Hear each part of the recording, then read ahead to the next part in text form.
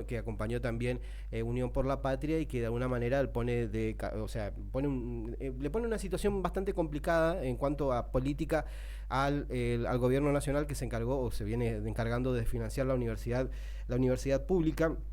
Y otra cosa también que es acerca de educación en cuanto a la esencialidad, obviando que, o por lo menos olvidando de que la educación es un derecho, ¿no? Y no solamente quedarse como un servicio. Y eso lo va a explicar Patricia, que está del otro lado. Hola Pato, ¿cómo estás? Muy buenos días, acá Rubén y Magalí, te saludamos, bienvenida.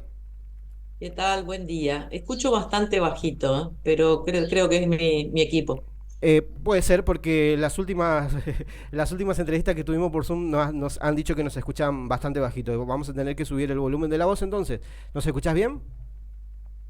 Sí, me tardo unos segundos, ¿viste? Cuando tratás de ir captando con la última palabra qué es lo que vas diciendo. Bueno, Ah, uy, estuve escuchando ya desde hace un ratito la radio antes de que llamaran. sí.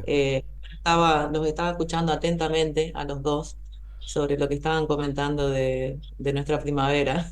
Ah, sí, acá hablamos de De todo. todo un poco. Exactamente, y creo que en ese sentido, sos profesora de geografía y me imagino que en esa... En Formosa siempre aparece la primavera para toda la Argentina. Acá arranca. En Formosa Totalmente. arranca la primavera. Exactamente.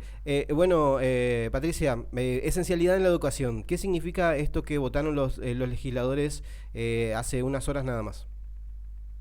Bueno, estaba escuchando algunas entrevistas y previas también, ¿eh? Porque viste que la previa también estuvo bastante movidita. Sí. La previa al tratamiento de esta cuestión en la Cámara, sobre todo con la diputada Lemoine.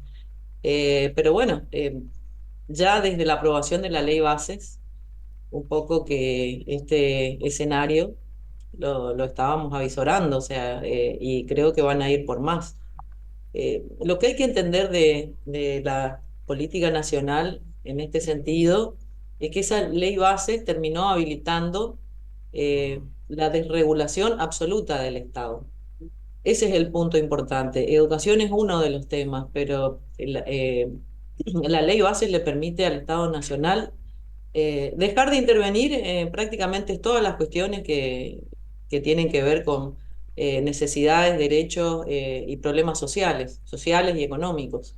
En el caso de la educación, el primer paso que han dado desde que asumieron, desde el 10 de diciembre del 2023, el primer paso que dieron fue empezar con un proceso de financiamiento de la educación. Fíjate vos la contradicción y fíjate vos la habilidad que tienen para usar las palabras, porque la palabra esencial al lado de la palabra educación, a la gente de a pie, por ahí, a la gente que no tiene tanto tiempo en su trabajo, en su vida diaria para atender tantos temas políticos, Mm, no necesariamente le va a parecer mal la educación al claro. lado de la palabra esencial.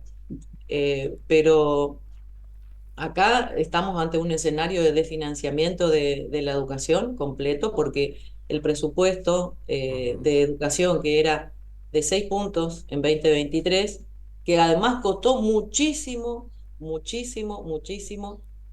lograr ese 6% del PBI del financiamiento nacional de la educación, hoy estamos al 5%. Digo, parece un punto, pero ujú, para que tengan idea, estamos hablando de millones y millones de pesos. Con ese punto de PBI que ya perdió este año el sistema educativo nacional. Entonces, detrás de un desfinanciamiento, ¿qué es lo que viene? La corrosión y el desprestigio de lo público, de la educación pública. Eso es la antesala de procesos de privatización. Ya lo vivimos en la década del 90. ujú, Estos procesos ya lo vivimos en la década del 90. Entonces, esta antesala a la privatización, o sea, esta ley que permite, esto es eh, una, un diálogo entre este gobierno neoliberal y los grupos empresarios que van a tomar la educación como un ámbito más de negocios. ujú, Y le dicen, mira, te estoy desregulando la situación o la relación laboral con tus empleados.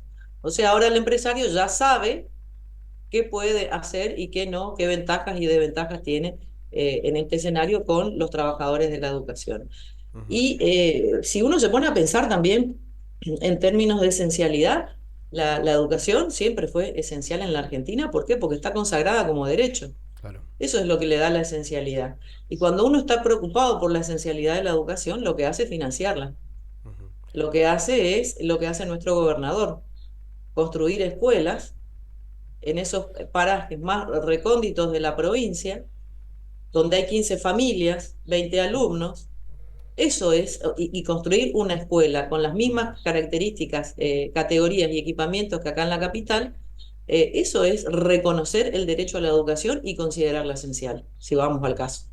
O sea, no esto que están haciendo. Claro. Acá en Formosa jamás se restringió el derecho a A la huelga educarse. de ningún trabajador de la educación. Han podido ejercer ese derecho, pero vuelvo a repetir, la esencialidad de la educación se ve de otras formas. Ujú.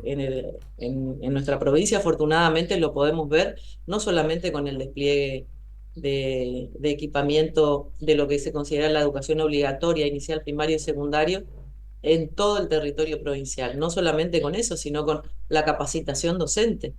Ujú. La capacitación docente de manera gratuita y además eh, reconocida con una bonificación, porque sabemos que todos los docentes que hacen capacitaciones en el IPP reciben una retribución por hacer la Sí. capacitación, o sea, hay un incentivo a la capacitación. Eso es el ejemplo más claro de la concepción de esencialidad de la educación, invertir en ella. Ujú.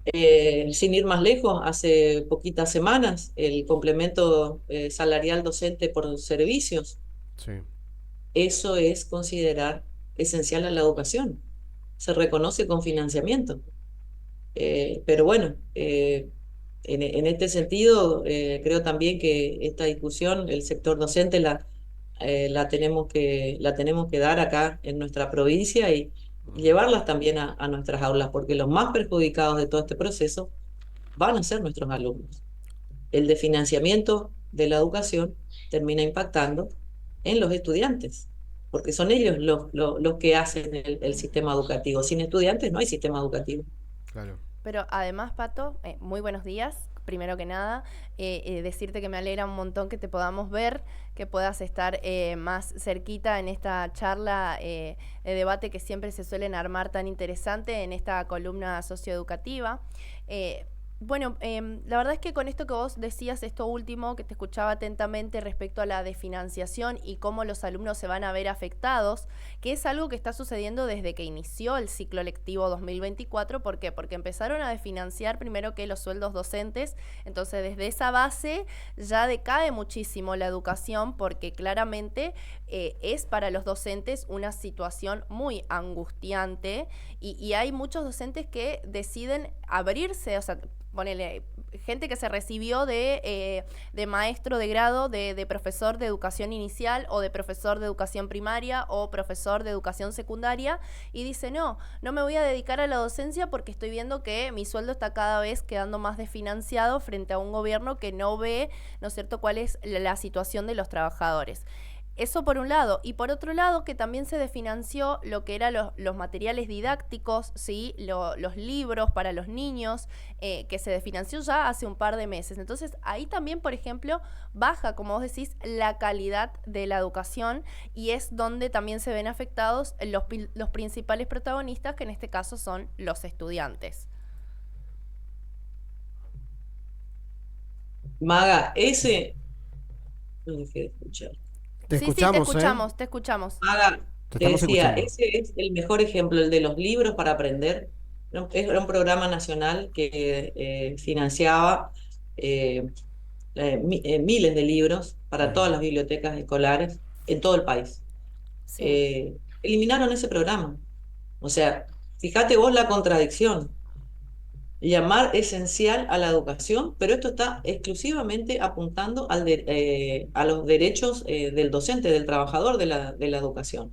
Ujú. Porque Sí. no están tampoco, si vos me decís, bueno, nos vamos a dedicar a trabajar para ordenar, no sé, cuestiones sindicales y demás, pero sigo protegiendo al estudiante, bueno, tampoco eso pasó. Totalmente. Desfinanciaron los comedores escolares.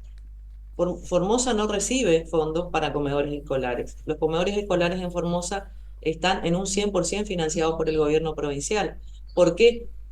Porque lo que le ofrecieron a la provincia de Formosa para comedores escolares es un mes, apenas un mes de la inversión que hace el gobierno provincial para la copa de leche y los comedores escolares del nivel inicial, primario y secundario. Para todo el año, para 9 meses, nos quisieron dar la plata que el gobierno provincial ya invierte en un mes. Por eso el gobernador no se lo aceptó. Porque con ese mes que nos iban a dar, iban a decir que nos daban la plata para todo el año. Y no se olviden de otra cosa, que en los comedores escolares en Formosa funcionan los 365 días del año, funcionan en vacaciones, Sí. en las de invierno y en las de verano. Además, eh, eh, eh, en los días de paro también está abierta la escuela y el comedor funciona.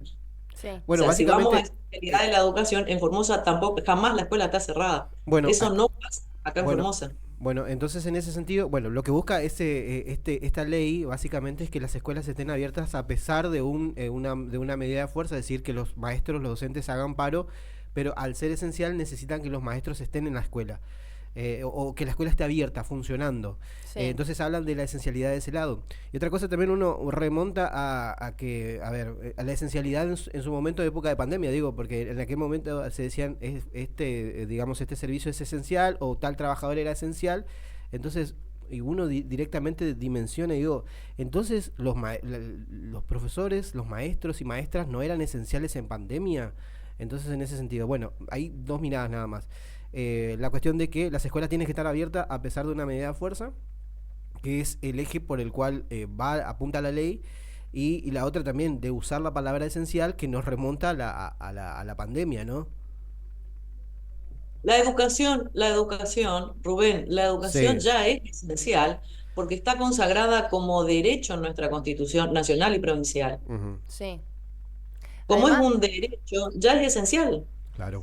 además, Esto es, ¿te acordás que eh, ponían en duda justamente gente del gobierno nacional, ponían en duda el tema de la obligatoriedad, decían, ¿por qué tenemos que obligar a los padres a que manden a sus hijos a las escuelas? ¿Por qué no pueden... Lo de Venegas Lynch. Sí, sí, sí. ¿Te acordás que cuando se abrió ese debate que también fue, la verdad que una situación Yo- muy incómoda hablar de la educación y poner en duda la obligatoriedad de la Y educación? otra cosa, que la educación, al ser un derecho, el Estado está obligado a invertir. Claro. O sea, Sí, sí, básicamente sí. eso. Y entonces, en todo caso, es el Estado nacional el que no está cumpliendo con su parte. Con su Mira, te parte. voy a decir algo respecto de eso, Maga y Rubén. Sí. Perdón, quiero comentar algo respecto de esos modelos que por ahí pone en la agenda de prensa el presidente Milei, que aprendan en la casa. En los países donde existe esta posibilidad, eh, hay todo un área dentro del sistema educativo que va Ujú. monitoreando estos procesos. No es nomás que se queda en la casa, el padre le enseña todo lo que se aprende en primer grado, segundo grado, tercer grado, cuarto grado, y después un día va y alguien le da el certificado de que egresó del nivel primario o el título de que egresó del nivel secundario. En realidad hay todo un sistema que monitorea esto. Ujú. Y además, los padres tienen que tener determinadas cualidades o calificaciones para poder asistir al hijo, que ya sea por problemas de salud, bueno, por los Por problemas que diferentes sean, índoles. a veces por casos de bullying, en general por enfermedad o por distancia, por lejanía o porque vive en un ambiente rural, decide que va a educar al hijo en la casa. Pero hay todo un área dentro del sistema educativo que está financiado por el Estado, para que haga este monitoreo. Lógicamente el Estado se ahorra ahí los riesgos de trabajo, digamos, un accidente de trabajo, no sé, que alguien se tropiece, se caiga o le pase algo, digamos, porque el padre no es un empleado del Estado, pero recibe en sí una bonificación por educar al niño en la casa. Sí. Entonces, también está financiado por el Estado este sistema. Él no habla tampoco de estas situaciones que yo por ahí digo, hay gente que vive en ámbitos rurales, en la chacra o en el campo, o inclusive adultos que quieren hacer un posgrado, Sí. o profesionales, un ingeniero agrónomo que decidió vivir en la chacra que tenía y a través de Internet quiere formarse y estudiar.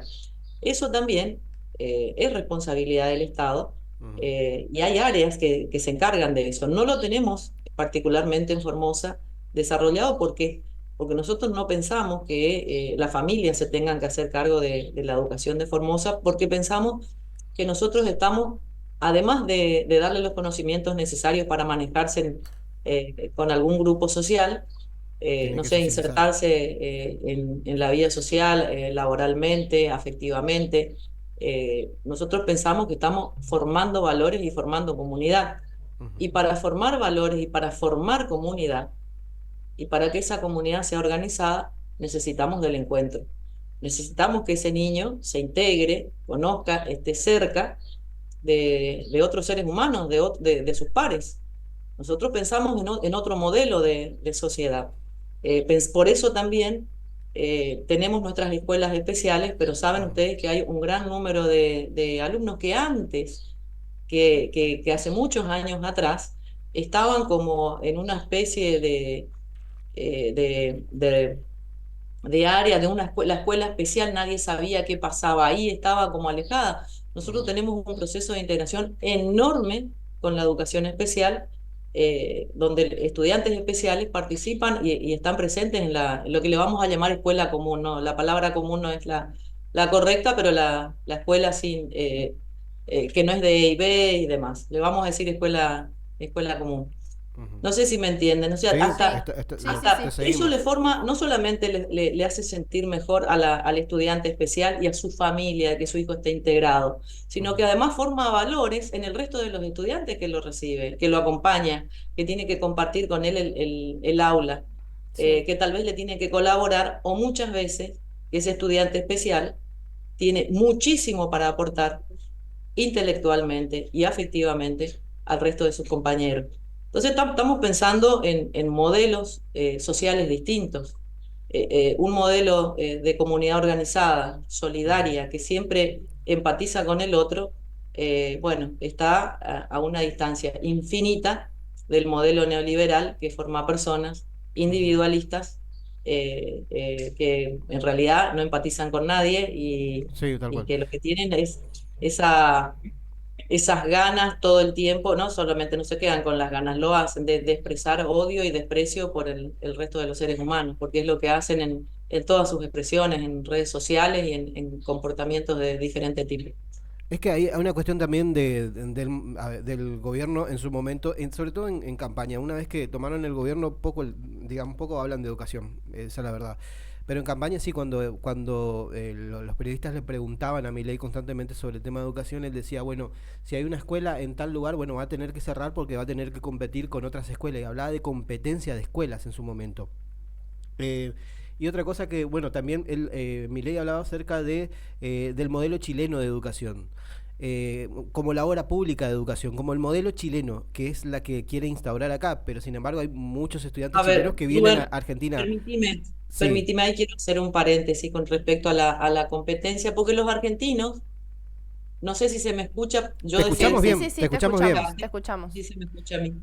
Bueno, te decía, los argentinos en general somos muy competitivos. Vamos a hacer un paréntesis ahí.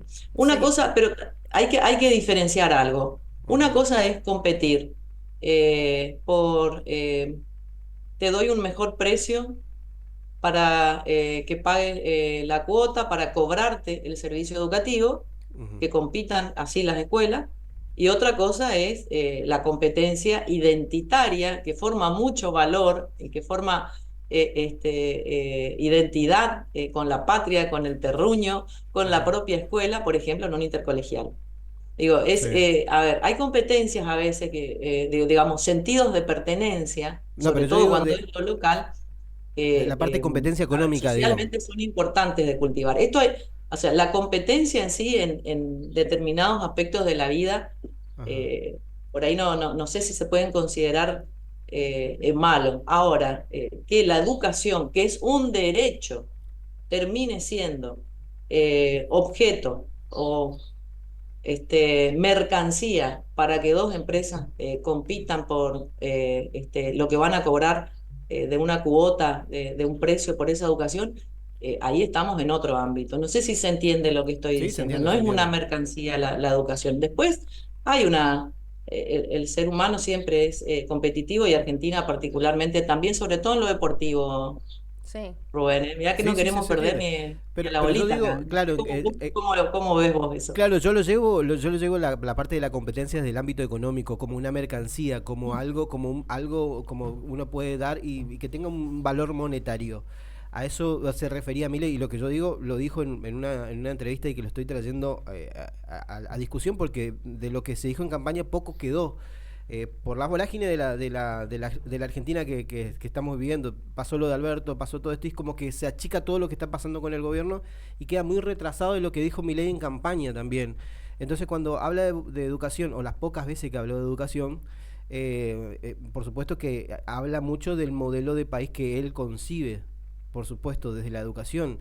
Si están desfinanciando las universidades, por ejemplo, ¿no? Estamos hablando ya que en todas las universidades del país ya van por 5 días sin actividad, que están totalmente congeladas, obviamente habla mucho del modelo o la concepción de país que él tiene, desde lo ideológico, porque no invierten desde hace más, o sea, la caída de la inversión se habla de más de 20 años, o sea que desde el 2001 para esta parte, básicamente.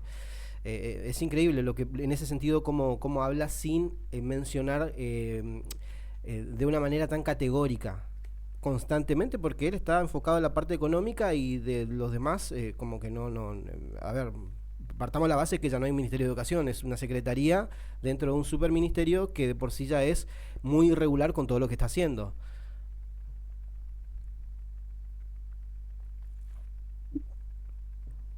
¿Me escuchás, Patricia?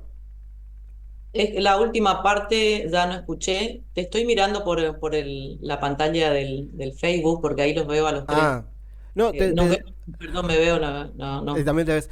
No, decía que nada, que hay una cuestión económica, que él lo vea la educación desde la cuestión económica y a partir de ahí él cree que hay escuelas que tienen que competir, por ejemplo, una escuela, no sé, una escuela de un pueblo de Santa Fe, por ejemplo, que tiene 20 estudiantes que tiene que competir de esa misma manera con una escuela de Rosario, por ejemplo, ¿no? Y en este sentido lo que hace es, nada, no hay posibilidad de competencia porque funciona de esa forma. Entonces él tiene la concepción del mundo desde ese lado, donde los grandes tienen que absorber a los pequeños y se crea eso que algunos economistas hablan de darwinismo económico, es decir, que el que tiene que sobrevivir, o sea, es el más apto, digamos. A eso me refiero. Bueno, ahí están a ver, lo que tiene que quedar en claro son los objetivos de la educación. Eso es lo que tiene que quedar en claro. Fíjate vos, cuando el gobernador decide que se iba a transformar la educación en Formosa y que se empezó a trabajar con un nuevo paradigma pedagógico, el de desarrollo de capacidades, Ujú. eh, el objetivo no era salir campeón en un operativo de evaluación nacional.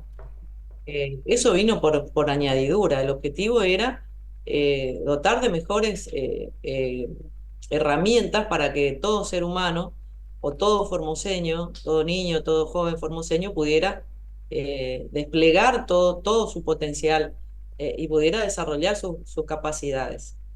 Se pasó de una escuela, de una concepción de la educación contenidista Ujú. a una más de tipo procesual, de una que intenta formar a la persona integralmente, de una educación que entiende que cuando más capacidad de análisis e interpretación tengo de lo que pasa a mi alrededor, Sí. mejor voy a entender el mundo. Esa es la gran diferencia entre estos paradigmas educativos. Después, desde el 2016, 2018, 2021 y 2023, Ujú.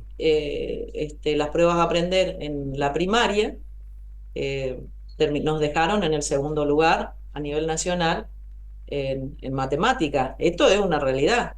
Sí. Pero cuando se tomó la decisión, no se tomó la decisión para tenemos que salir campeones entre las 24 jurisdicciones del país.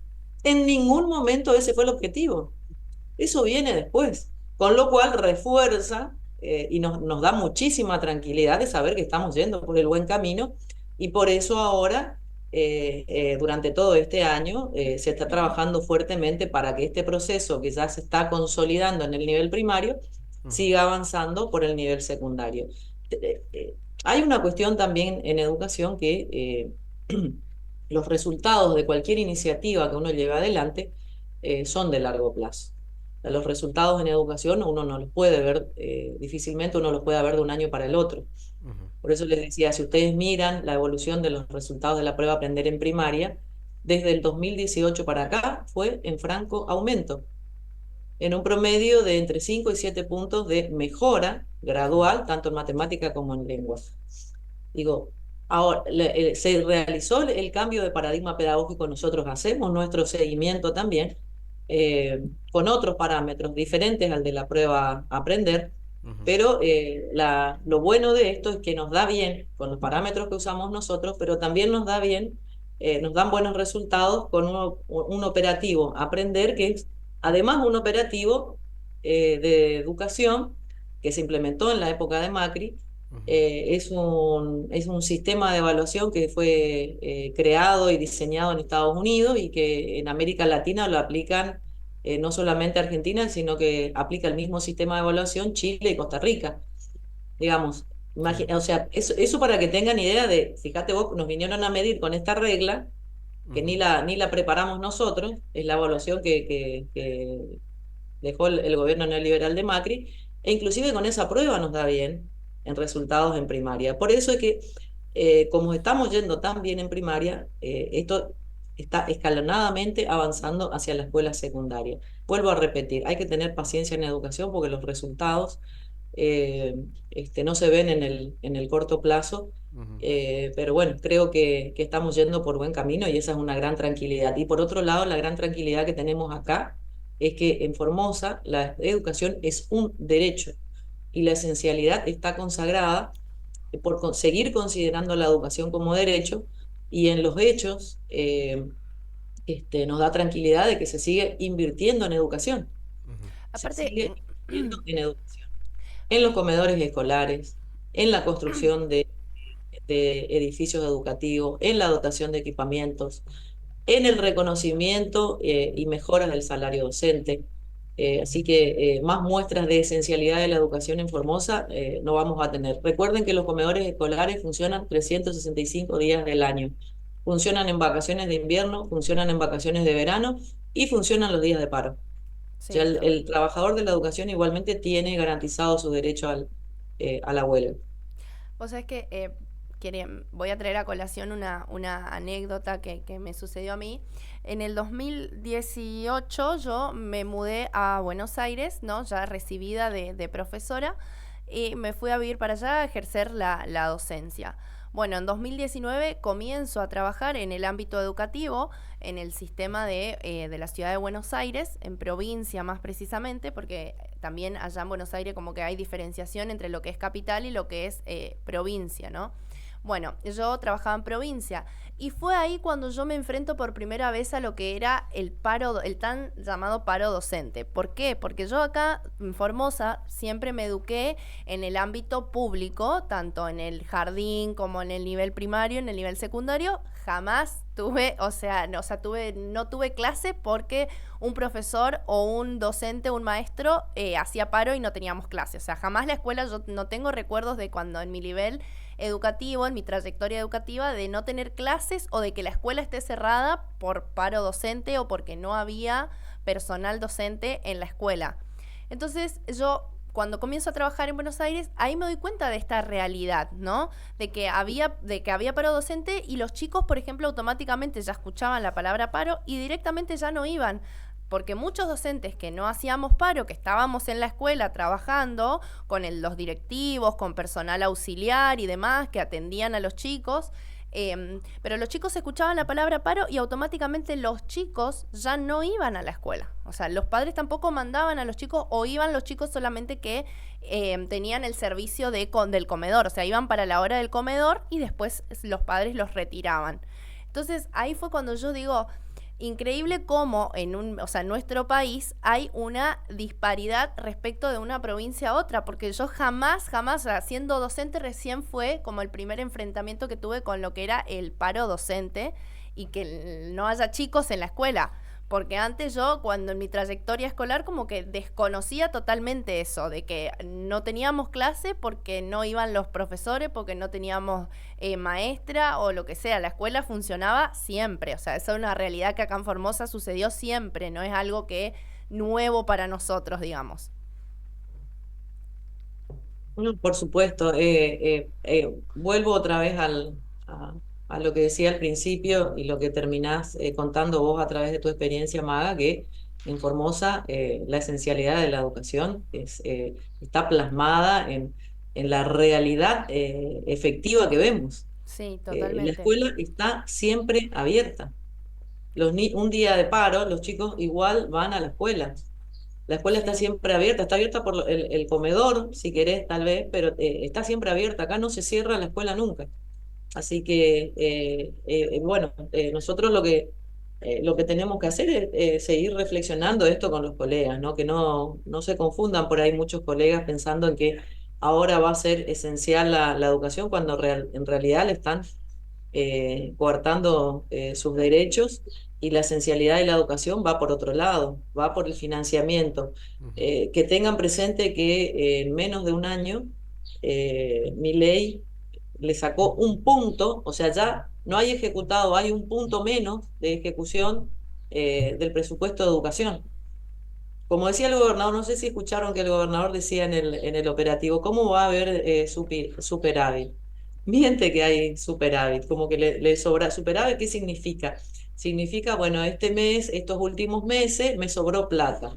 Claro, pero no pagaste la luz, no pagaste el agua, no le pagaste la libreta al almacenero de tu barrio y obviamente que te sobra plata en el bolsillo. Así cualquiera tiene superávit, ¿no? Tal cual. Bueno, un poco lo que está haciendo Milei. Presupuesto del 2023 que teníamos asignado, por ejemplo, para libros, por Ujú. ejemplo, para diferentes programas de construcción o de infraestructura escolar, para equipamiento de conectividad. Se eliminó el programa Conectar Igualdad. O sea, no ejecutó esa plata. Por eso dice que tiene superávit. Es una mentira. Dejó de comprar los equipamientos tecnológicos para nuestras escuelas. O Dejó de comprar dejó de mandar la que las ya estaban. bibliotecas. Por eso Dejó, dice Claro. que tiene superávit. claro, como el tema de los alimentos, que dejó de mandar los alimentos que estaban guardados en Claro. un... dejó de mandar las computadoras que ya estaban compradas por la gestión anterior. Sí, totalmente. No, y no solo eso, sino que hoy a la mañana tempranito, mientras me alistaba para venir a la radio, estaba mirando en el noticiero que en Buenos Aires habían robado en una escuela de Berazategui, que encima es una escuela especial, robaron un montón de equipamientos de la escuela. Y la gente de ahí, del lugar, los padres, directivos de la escuela, estaban muy angustiados porque era el robo número 9 que sufría esta escuela. Y dicen ellos, estamos muy angustiados porque realmente la situación económica hoy es muy preocupante y los equipamientos que nos han robado son equipamientos que cuestan mucho, primero que nada, conseguir, y segundo, que también cuesta que se nos brinde, digamos, el financiamiento para poder adquirir estos equipos. Entonces, imagínate vos lo que está sucediendo también al nivel inseguridad, que la gente está optando por, ¿no es cierto?, ir a robar a una escuela. Que eso también se está pidiendo que se hable, ¿no? De que alguien que roba una escuela tenga como una pena más pesada, por ahí si se quiere, ante la justicia, una condena más dura, para que dejen de cometer estos delitos de robar escuelas, cuando la escuela es un patrimonio de la sociedad. Sí, en realidad Sí, te escuchamos, Patria. toda crisis social y económica lleva siempre a un deterioro de la sociedad Ujú. y estos fenómenos, ya vuelvo a repetir, ya los hemos visto, Sí, hasta de saqueos en supermercados, hasta ese extremo. Sí. Ya en patota, en manada, pero a ese deterioro social es producto de una crisis. estas políticas neoliberales. Sí. O sea, ya lo vivimos hace poquito. Te veo muy jovencita, Maga, tal vez un poquito más grande a Rubén, pero calculo que le habrán contado sus padres, o deben saber Yo me lo que acuerdo, pasó sí, en el la década 2001, del sí, sí. 90. Sí, Sí, sí, nos sí, acordamos, yo me acuerdo. tengo conocimiento. Yo estaba ahí en el vientre de mi Tremendo. madre. Entonces, bueno, mira, la esperanza que tengo es que el año que viene en las legislativas la Ujú. gente reflexione y a ver si se sintió tal vez ilusionada, esperanzada o engañada con este gobierno. Bueno, ver que realmente va a terminar deteriorando eh, de una manera en que va a costar muchísimos, muchísimos años volver a reflotar todo el sistema Ujú. productivo del país, porque en realidad lo más grave de todo esto es que está arruinando y destrozando, desguazando toda la estructura productiva de nuestro país. Estoy hablando de la estructura productiva Ujú. autóctona, la local, la de las pymes, la de la pequeña y mediana empresa. Ellos quieren reemplazar eso por las grandes multinacionales que tienen sedes en otros países Sí. y que lo único que hacen es explotar, depredar y Ujú. degradar, ya sea ambientalmente o socialmente, pagando, no reconociendo los derechos de los trabajadores y pagando miseria y que no te alcance la plata ni para comer, Sí. degradando absolutamente todo y el resto transferirlo a las casas madre de estas multinacionales. Ese es el modelo que proponen. Patricia, muchísimas gracias, ¿eh? Gracias por tu tiempo y de poder dialogar con nosotros. ¿Eh? Nos vemos el viernes que viene. Dale, Dale, quedamos para el viernes que viene. Muchas gracias. muchas gracias. Gracias, Patria, vos. Patricia Pastor dialogando con nosotros en la columna socioeducativa como todos los viernes, en esta oportunidad hablando de lo ocurrido esta semana, el tratamiento legislativo sobre la esencialidad de la educación, una engaña pichanga, digamos, ¿no? Para ponerle algún tipo de connotación, o por lo menos hacerlo un comentario así rápido al pasar y para tratar de resumir, esto es una propuesta del Ejecutivo Nacional.